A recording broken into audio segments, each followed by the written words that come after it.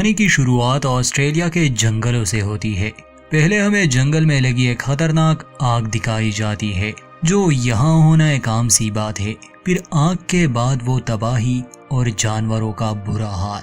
मगर इस सब से हटकर हमें एक ऐसी चीज की झलक दिखाई जाती है जो यहाँ के घने जंगलों में शायद सदियों से मौजूद है, मगर आज तक इंसान इससे बेखबर रहा।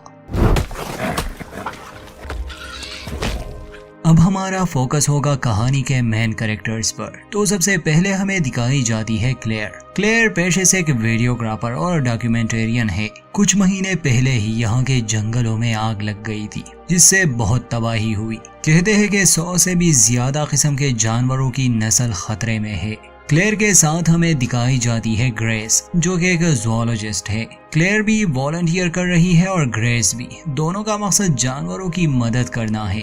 ग्रेस का मानना था कि अगर हम किसी एक नस्ल को भी मिटाने से बचा सके तो ये बहुत बड़ी बात होगी। शुरुआत में ग्रेस यही जानकारी दे रही थी। वो कई किस्म के जानवरों के बारे में भी बताती है। कुछ देर बाद वहाँ आता है बेन नामी एक लड़का। वो भी जानवरों पर अपनी रिसर्च कर रहा था। ये तीनों जाने वाले थे कुछ दिनों के लिए इस जंगल में, वो भी काफी दूर। इनके पास इक्विपमेंट्स थे जिससे ये काफी कुछ मालूम कर सकते थे कि कौन कौन से स्पीशीज खतरे में है। जाने से पहले क्लेयर दोनों से कहती है कि मुझे पता है ये काम इतना मजेदार नहीं। अगर तुम दोनों कहीं पर भी बोरिंग फील करो तो मुझे बता देना, हम कुछ और कर लेंगे। बेन और ग्रेस एक दूसरे को पहले से ही जानते थे। क्लेयर नहीं थी, उसे ना बेन के बारे में ज्यादा मालूम था, ना ही ग्रेस के बारे में, और ना ही वो कोई जूलॉजिस्ट थी। बस ये काम ही ने एक साथ लाया था। इन्होंने इस रिसर्च की परमिशन पहले से ही ले रखी थी। जाने से पहले क्लेयर यहाँ के पार्क रेंजर से भी मिलती है और उसे कुछ सवाल जवाब करती है। पार्क रेंजर का नाम मैट था।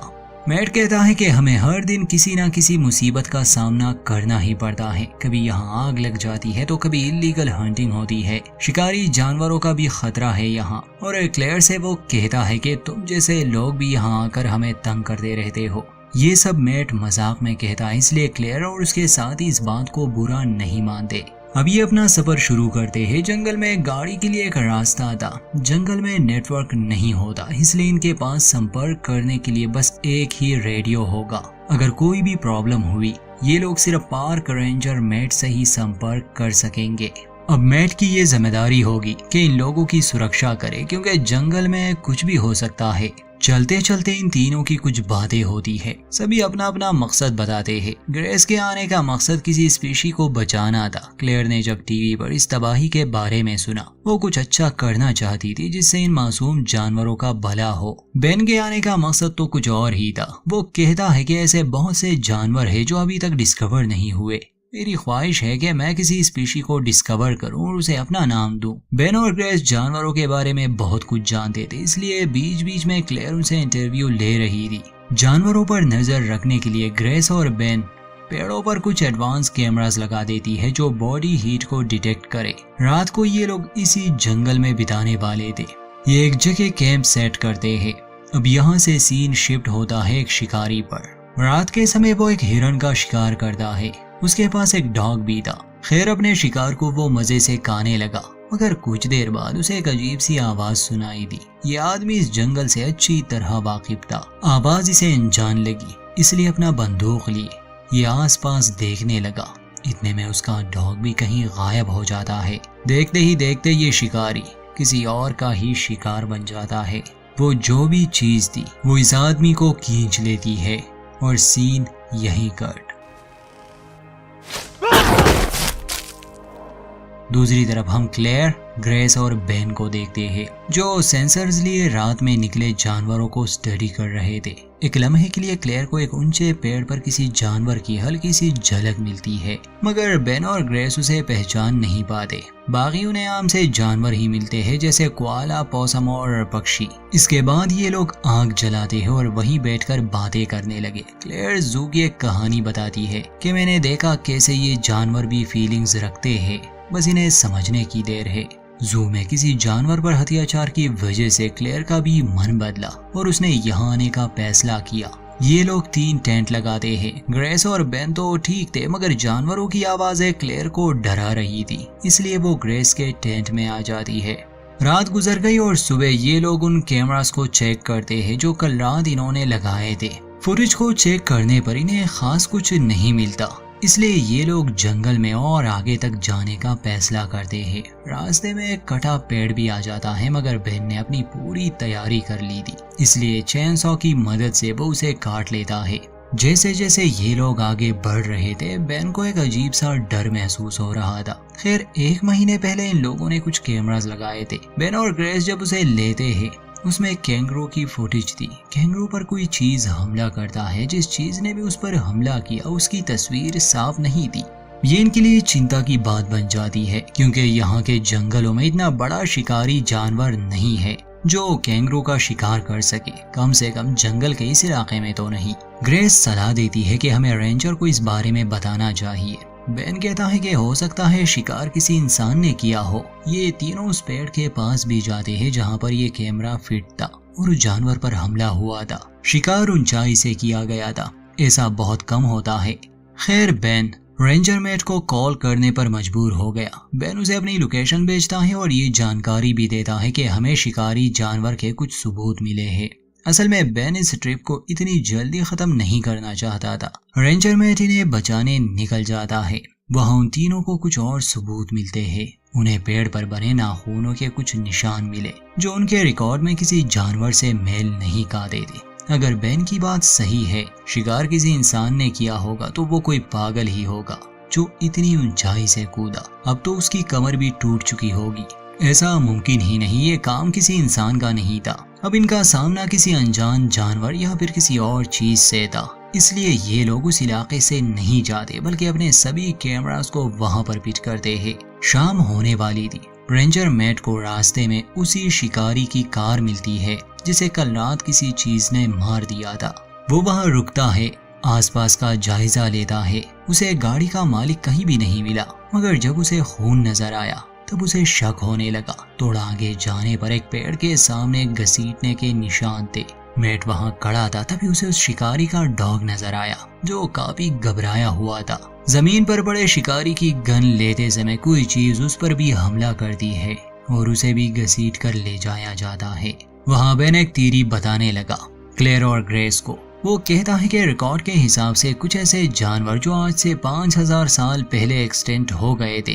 कार्निवेक्स उन्हें कहा जाता। ये शिकारी जानवर लगभग इंसान जितने ही होते। ये हमेशा अपने शिकार पर ऊंचाई से हमला करते। इससे शिकार तुरंत ही या बेहोश हो जाता या फिर मर जाता। फिर ये जानवर उनका गला काट लेते, जिसे वापस पेड़ पर ले जाते और खा लेते। इन बातों से क्लेयर को डर जरूर लग रहा था, मगर ग्रेस हंसने लगी क्योंकि वो इसे एक मनगढ़ंत कहानी समझ रही थी। बेन समझाता है कि ऐसे बहुत से जानवर थे जो हमें लगा था कि खत्म हो चुके हैं, मगर हमें उनकी स्पीशीज फिर भी मिल गई। तो ग्रेस कहती है कि वो बस सैकड़ों साल पहले की बात होती, मगर जिस जानवर की तुम बात कर रहे हो ये आज से हजारों साल पहले ही खत्म हो चुके हैं। बेन कहता है कि हो सकता है बार बार इस आग की वजह से उनके इकोसिस्टम पर असर पड़ा और उन्होंने अब अपना इलाका बदल दिया हो। सच जानने का एक ही रास्ता था कि ये लोग उसकी तलाश करें। रात को ये लोग आसपास के एरिया को देखने लगे। झाड़ियों में कोई चीज थी। ये लोग गौर से देखने लगे, मगर वहां से एक बकरी निकलती है। ये एक दूसरे का मजाक उड़ाने लगे, तभी उस बकरी पर हमला होता है। ये लोग उस तरफ देखने लगे। बेन ने जिस जानवर का जिक्र किया था शायद ये वही था। वो उस बकरी की गर्दन तोड़ देता है और उसे पेड़ पर वापस ले जा रहा था। बेन और ग्रेस हैरान थे। उन्होंने एक ऐसी स्पीशी को खोज निकाला था जो दुनिया के हिसाब से खत्म हो चुकी है। अब इन्हें चाहिए थे सबूत। ये लोग उस चीज की फुटेज रिकॉर्ड करने लगे, मगर वो अंधेरे में रहने वाला एक जानवर है, इसलिए आम कैमरा से इन्हें खास फुटेज नहीं मिलती। क्लेयर जल्दी से अपना ड्रोन लेती है और उसे रिकॉर्ड करने की कोशिश करती है, मगर वो जानवर वहां से भाग गया। बेन उसका पीछा करता है। क्लेयर वहां पर रह जाती है, वो भी अकेली, और ग्रेस भी बेन के पीछे जाती है। तभी बेन को ग्रेस की आवाज सुनाई दी। जैसे ही वो उसकी तरफ भागता है, ग्रेस एक गड्ढे में गिर चुकी थी। उसका पैर भी जख्मी हो गया था। बेन जल्दी से कुछ ढूंढने लगा ताकि वो उसे निकाल सके, मगर उस जानवर ने पहले से ही बेन को अपना निशाना बना लिया था। इससे पहले कि वो ग्रेस को बाहर निकालता, वो जानवर उस पर कूद जाता है और उसे एक पेड़ पर ले जाता है। ग्रेस ने ये सब देख लिया। वो उस गड्ढे में सहमी हुई बैठ जाती है। कुछ देर बाद वो जानवर उसे भी लेने आया, मगर एक पेड़ के नीचे ग्रेस छुपी हुई थी। वो ग्रेस को जख्मी कर लेता है मगर मार नहीं पाता क्योंकि तभी हॉर्न बजने लगा। असल में वहाँ क्लेयर अकेली रह गई थी। वो बहुत डर गई थी इसलिए भागने लगी। भागते भागते वो शिकारी की गाड़ी तक पहुंच गई। उसे वो डॉग भी मिल गया। कुछ समय के लिए वो वहीं पर छुपी रही। उसने मदद के लिए हॉर्न बजाया जिससे वो जानवर आवाज की तरफ आकर्षित हुआ और ग्रेस को छोड़ दिया। ग्रेस किसी तरह उस काई से निकल आई। यहाँ पास ही एक पुराना सा केबिन था। वो उसमें छुप जाती है। क्लेयर जब गाड़ी में छुपी थी उसे ये महसूस हो रहा था कि वो जानवर अब भी आसपास है। खैर वो कार से नहीं निकलती, इंतजार करती है। बेन को होश आता है। वो एक पेड़ पर था, वो भी जख्मी हालत में। नीचे उतरने की वो कोशिश करता है मगर गिर जाता है और उसकी टांग टूट गई। वो वहीं पर पड़ा रहा। खून को सूंघते हुए वो शिकारी जानवर एक बार फिर से बेन पर हमला करता है और इस बार उसे मार ही देता है। क्लेयर को जब महसूस होने लगा कि शायद अब वो चला गया, वो बाहर निकलती है। ग्रेस केबिन में थी। वो जानवर अब केबिन का छत तोड़ने लगा इसलिए ग्रेस को वहां से भागना पड़ा। ग्रेस और क्लेयर एक दूसरे को मिल गए। उन्हें बेन को ढूंढना था मगर साफ लग रहा था कि उसे मार दिया गया है। दोनों गाड़ी से निकलने का फैसला करते हैं। ये गाड़ी में बैठ भी जाते हैं मगर घबराहट की हालत में ये और जंगल की गहराइयों में जाने लगे। फिर एक ऐसा रास्ता इनके सामने था जहाँ पर गाड़ी नहीं चढ़ सकती थी। ये लोग रस्सी की मदद लेते हैं मगर रस्सी टूट गई। क्लेयर कार के साथ ही काई में गिर जाती है। वो जानवर उसे मारने आता है मगर फ्लैशलाइट की मदद से वो उसे डराने की कोशिश करने लगी। ग्रेस को गन मिल चुकी थी। क्लेयर की फ्लैशलाइट ज्यादा देर काम नहीं करती और वो जानवर उसे घसीट कर ले जाने लगा। मगर तभी ग्रेस मदद के लिए पहुंच जाती है। वो गोली चलाती है जिससे जानवर क्लेयर को छोड़ देता है मगर वो दोबारा हमला करने वाला था। एक ही गोली थी। ग्रेस शूट करती है मगर जानवर को नहीं। खैर अंत में वो जानवर तो वहां से भाग गया और सुबह हम देखते हैं कि दोनों एक दूसरे को सहारा देते हुए इस जंगल से निकलने की कोशिश कर रहे हैं। अगर रात होने से पहले ये ना निकल सके तो ये भी मारे जाएंगे, बेन, मैट और उस शिकारी की तरह। यहीं पर इस फिल्म का होता है द एंड। दोस्तों ये एक ऑस्ट्रेलियन लो बजट फिल्म है।